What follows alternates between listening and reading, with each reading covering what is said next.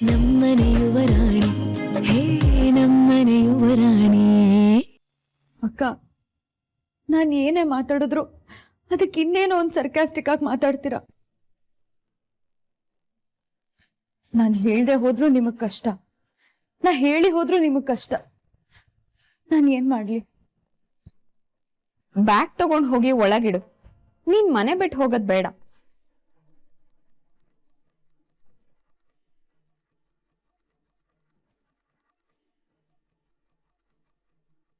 ಏನ್ ಆಟ ಆಡ್ತಿದ್ದೀರಾ ಅಕ್ಕ? ನನಗ್ ಆಟ ಆಡೋ ವಯಸ್ಸು ಮುಗ್ದೋಯ್ತು ಮೀರಾ. ಇನ್ನು ಗುರಿ ಸೇರೋ ದಾರಿ ನೋಡ್ತಾ ಇದ್ದೀನಿ ಅಷ್ಟೇ.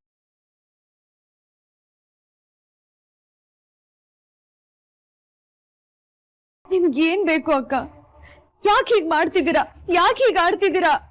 ನನ್ಗೇನ್ ಬೇಕೋ ಅದನ್ನ ನಾನು ತಗೋತೀನಿ. ನೀನ್ ಅದ್ರ ಬಗ್ಗೆ ಚಿಂತೆ ಮಾಡ್ಬೇಡ. ನೀನ್ ಆರಾಮಾಗಿ ಹೋಗಿ ರೂಮಲ್ಲಿ ರೆಸ್ಟ್ ಮಾಡು.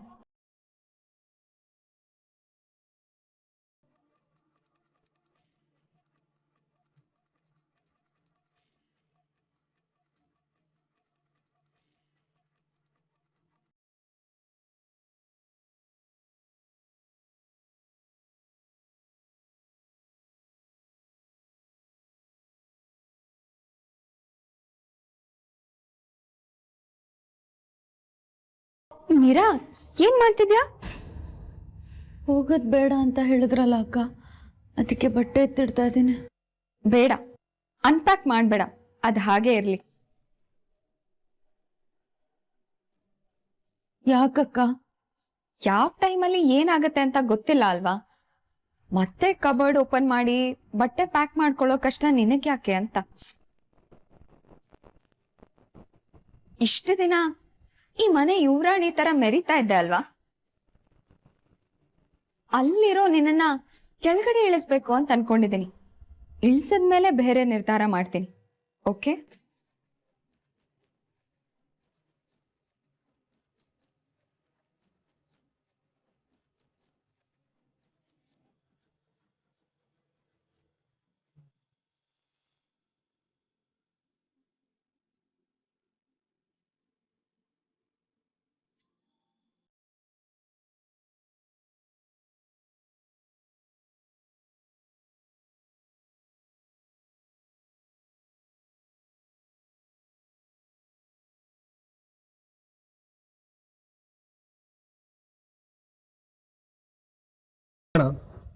ತುಂಬಾ ಟೈರ್ಡ್ ಆಗ್ತಿದ್ಯಾ?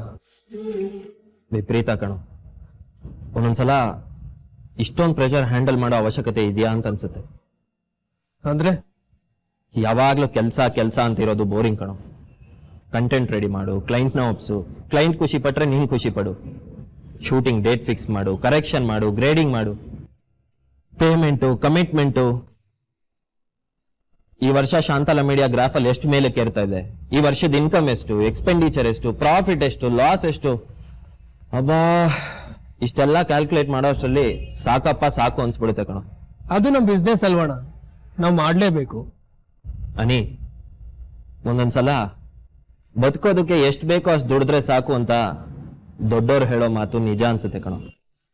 ಅದೇ ದೊಡ್ಡವರು ಎಲ್ಲದಕ್ಕೂ ಸಾಕು ಸಾಕು ಅಂತಾರೆ, ಹಣ ಆಸ್ತಿ ಮಾತ್ರ ಸಾಕು ಅಂತ ಹೇಳೋದೇ ಇಲ್ಲ. ಆದ್ರೂ ಇಷ್ಟೊಂದು ದೊಡ್ಡ ಜವಾಬ್ದಾರಿ ನಿಭಾಯಿಸೋದು ಬಂಡೆಕಲ್ ಹೊರೋದು ಅಂತ ನನ್ಗನ್ಸುತ್ತೆ. ಕಮಾನ್ ಬ್ರದರ್, ಜೀವನ ಅಂದ್ಮೇಲೆ ದುಡಿಲೇಬೇಕಲ್ವಾ? ಖಂಡಿತ ಕಣ. ಆದ್ರೆ ಇಷ್ಟ ಆಗೋ ಕೆಲಸನ ಎಷ್ಟೇ ಕಷ್ಟ ಆದ್ರೂ ಮಾಡ್ಬೋದು. ಬಲವಂತಕ್ ಮಾಡೋ ಕೆಲಸದಲ್ಲಿ ಕೋಟಿ ಸಿಗುತ್ತೆ ಅಂದ್ರೂ ಅದ್ರಲ್ಲಿ ಸ್ಯಾಟಿಸ್ಫ್ಯಾಕ್ಷನ್ ಇರಲ್ಲ. ಅಂದಾಗೆ ನಿನಗೆ ತುಂಬಾ ಇಷ್ಟ ಆಗುವಂತ ಕೆಲಸ ಯಾವುದು?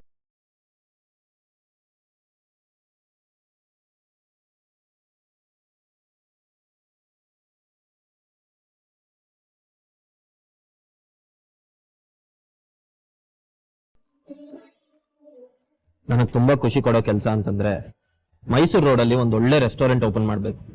ಅದಕ್ಕೆ ನಾನೇ ಶೆಫ್ ಆಗಿರ್ಬೇಕು. ಕಡಿಮೆ ರೇಟ್ಗೆ ತಿಂಡಿ ಕೊಡ್ಬೇಕು. ಜನ ಹೊಟ್ಟೆ ತುಂಬಾ ತಿಂದು ಮನಸ್ಸು ತುಂಬಾ ಹರಿಸಿದಾಗ ಸಂತೋಷ ಪಡ್ಬೇಕು. ಇದು ನನ್ನ ಆಸೆ. ಅದ್ರ ಮುಂದೆ ಇದೆಲ್ಲ ಏನು ಅಲ್ಲ ಕಣೋ.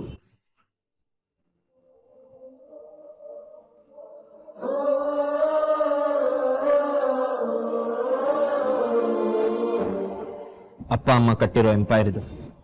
ಇದನ್ನ ನಿಭಾಯಿಸ್ಕೊಂಡು ಹೋಗ್ಲೇಬೇಕು. ರೆಸ್ಟೋರೆಂಟ್ ಮಾಡಕ್ ಆಸೆ ಇದೆ ಅಂತ ಮಾಡೋದಕ್ಕಾಗುತ್ತೆ ನಾವು.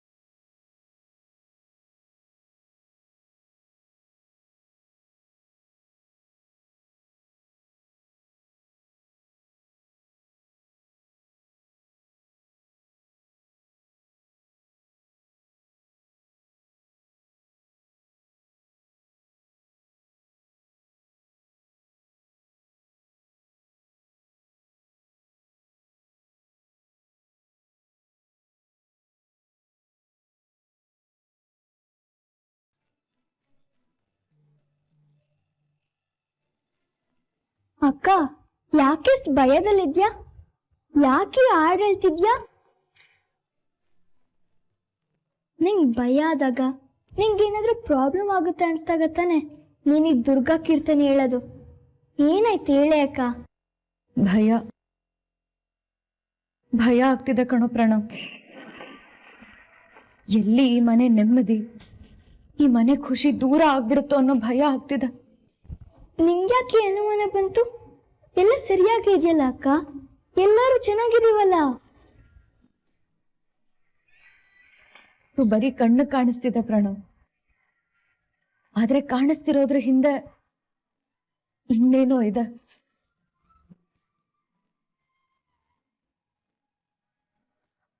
ಆ ಇನ್ನೇನೋ ಈ ಮನೆ ಸಂತೋಷನ ಹಾಳು ಮಾಡಬಾರ್ದು ಅಂತ ದೇವ್ರ ಹತ್ರ ಕೇಳ್ಕೊತಿದ್ದೆ.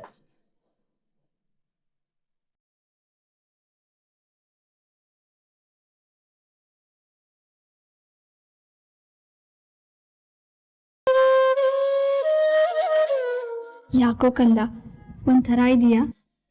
ಇಲ್ವಲ್ಲ ಅಮ್ಮ, ನನ್ಗೇನಾಗಿದೆ? ನಾನು ಚೆನ್ನಾಗೇ ಇದ್ದೀನಿ. ನೀನು ಅಂದ್ಕೊಂಡಿದ್ರೆ ನನಗೆ ಗೊತ್ತಾಗಲ್ವೇನೆ ಕಂದ? ಏನಾಯ್ತು? ಏನೂ ಇಲ್ಲ ಅಂತ ಹೇಳಲಿಲ್ವಾ ಅಮ್ಮ? ನಂಗೆ ಹೊಟ್ಟೆ ಹಸಿತಿದೆ, ನಾನು ಡೈನಿಂಗ್ ಟೇಬಲ್ ಹತ್ರ ಇರ್ತೀನಿ.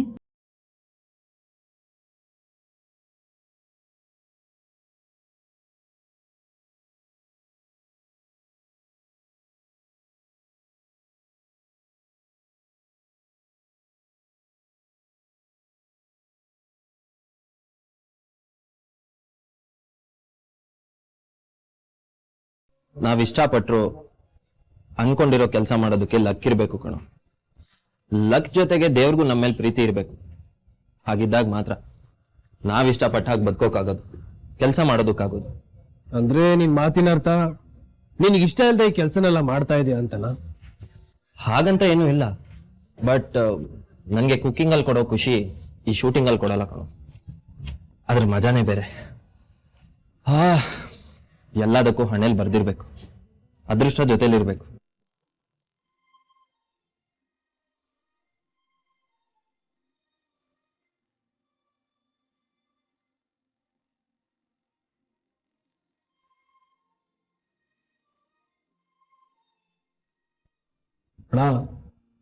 ನೀ ಮನ್ಸ್ ಮಾಡಿದ್ರೆ ಒಂದೇ ತಿಂಗಳಲ್ಲಿ ಮೈಸೂರು ರಸ್ತೆಯಲ್ಲಿ ರೆಸ್ಟೋರೆಂಟ್ ನ ಓಪನ್ ಮಾಡ್ಬೋದು. ಅದೇನ್ ದೊಡ್ಡ ವಿಷಯ ಅಲ್ವಲ್ಲ? ಮಾಡ್ಬೋದು, ಬಟ್ ಅದಕ್ಕೆ ಟೈಮ್ ಬೇಕು. ಬಿಸ್ನೆಸ್ ನ ಶಿಫ್ಟ್ ಮಾಡೋದಕ್ಕೆ ಯೋಚನೆ ಮಾಡಬೇಕು, ಯೋಚನೆ ಮಾಡೋದಕ್ಕೆ ಒನ್ಸ್ ಅಗೇನ್ ಟೈಮ್ ಬೇಕು. ಬಟ್ ನಮ್ಗಿರೋ ಬಿಸಿ ಶೆಡ್ಯೂಲ್ ಅಲ್ಲಿ ಅಷ್ಟು ಟೈಮ್ ಎಲ್ಲಿದೆಯೋ ನೀ? Work work work. ತುಂಬಾ ಪ್ರೆಷರ್ ಮಾಡ್ಕೊಂಡಿದ್ಯಾ? ನೀರ್ ಕುಡಿ, ಟೆನ್ಷನ್ ಎಲ್ಲ ರಿಲೀಫ್ ಆಗಿ ಕನ್ಫ್ಯೂಷನ್ ಎಲ್ಲ ದೂರ ಆಗುತ್ತೆ.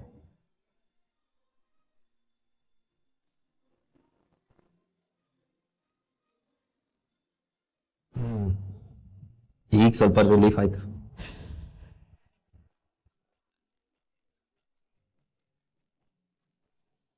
ಹಲೋ ಮಿಸ್ಟರ್ ವಾಮ, ಹೇಳಿ, ಹೇಗಿದ್ದೀರಾ? ಯಾ ಐಮ್ ಫೈನ್. ಮತ್ತೆ ಖಂಡಿತ ಮಿಸ್ ಆಗಲ್ಲ, ನೀವು ವರಿನೇ ಮಾಡ್ಕೋಬೇಡಿ. ಶೋರ್ ಹಾಂ, ಥ್ಯಾಂಕ್ ಯು, ಬಾಯ್.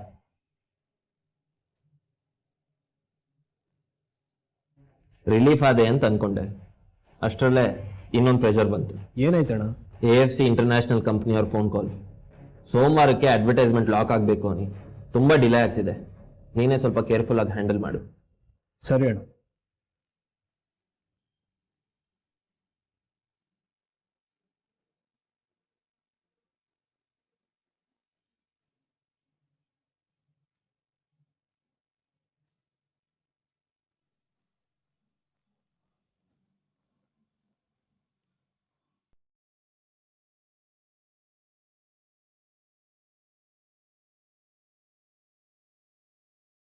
ಬೇವು ಬೆಲ್ಲದಳಿರಲೇನು ಫಲ,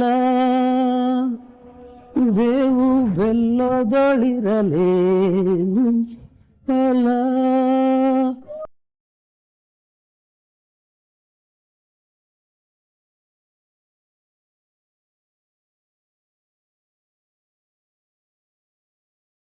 ಅಮ್ಮ, ಏನ್ ಯೋಚನೆ ಮಾಡ್ತಾ ಇದ್ದೀರಾ? 1 ಸೆಕೆಂಡ್ ಲೇಟ್ ಆಗಿದ್ರು ಹಾಲೆಲ್ಲ ಚೆಲ್ಲೋಗಿರೋದು. ಮನೇಲಿ ಹಾಲು ಉಕ್ಕಿದ್ರೆ ಸಮೃದ್ಧಿ ಅಂತೆ. ಸುಂದ್ರಣ್ಣ, ಅದು ಗೃಹ ಪ್ರವೇಶದ ಸಮಯದಲ್ಲಿ, ಬೇರೆ ದಿನದಲ್ಲ. ಯಾಕಮ್ಮ, ಏನ್ ಯೋಚನೆ ಮಾಡ್ತಾ ಇದ್ದೀರಾ? ಹುಷಾರಾಗಿದ್ದೀರಾ ತಾನೆ? ಹಾ ಅಲ್ಲಮ್ಮ, ಚೆನ್ನಾಗಿದ್ದೀನಿ. ಏನೋ ಯೋಚನೆ ಮಾಡ್ತಿರೋ ಹಾಗಿದೆ. ನನ್ನ ಯೋಚನೆ ಚಿಂತೆ ಏನಿದ್ರು ನನ್ನ ಮಗಳ ಬಗ್ಗೆನೇ ಅಲ್ವಾ. ಈಗ ಮೀರನಿಂದ ಏನಾಯ್ತಮ್ಮ? ಏನೂ ಆಗಿಲ್ಲ. ನನ್ನ ಮಗಳು ಒಳಗೆ ನೊಂದ್ಕೋತಾ ಇದ್ದಾಳನೋ ಅಂತ ಅನಿಸ್ತಾ ಇದೆ. ಇತ್ತೀಚೆಗೆ ಒಂಥರ ಇರ್ತಾಳೆ. ಅವಳು ಯಾವತ್ತೂ ಹೀಗಿದ್ದೋಳೆ ಅಲ್ಲ. ಅಂಥದ್ದು ಏನಾಗಿದೆಯೋ ಏನೋ.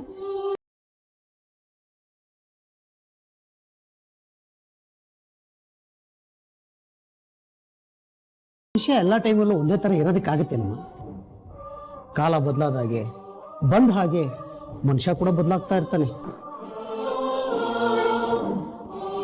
ಅಂಥದ್ದೇನೋ ಬದಲಾವಣೆ ಆಗಿದೆ. ಈಗ ಒಂದು 5 ನಿಮಿಷ ನಗ್ತಿರ್ತಾಳೆ, ಇನ್ನೊಂದು 5 ನಿಮಿಷದಲ್ಲಿ ಮಾತೇ ಬರ್ದ ಹಾಗೆ ಮೌನವಾಗಿರ್ತಾಳೆ. ಇನ್ನೊಂದು ಅರ್ಧ ಗಂಟೆಯಲ್ಲಿ ಏನೋ ದೀರ್ಘವಾಗಿ ಯೋಚನೆ ಮಾಡ್ತಿರ್ತಾಳೆ. ಏನು ಅಂತ ಪ್ರಶ್ನೆ ಕೇಳಿದ್ರೆ ತಪ್ಕೊಂಡು ಅಳ್ತಾಳೆ. ಅವಳ ಮನಸ್ಸಲ್ಲಿ ಏನಿದೆ ಅಂತಾನೆ ಹೇಳ್ತಾ ಇಲ್ಲ. ಏನಾಗಿದೆಯೋ ಏನೋ.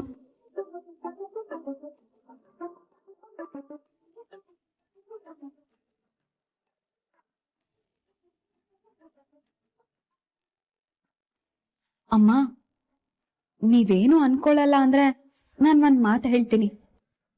ಹೇಳಮ್ಮ. ನೀರಂಗೆ ಒಂದ್ ಸಮಸ್ಯೆ ಇದೆ ಅಮ್ಮ.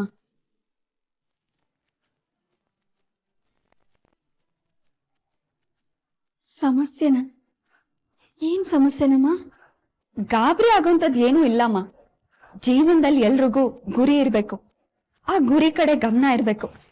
ಆಗ್ಲೇ ಮನುಷ್ಯ ಆಕ್ಟಿವ್ ಆಗಿರೋದು.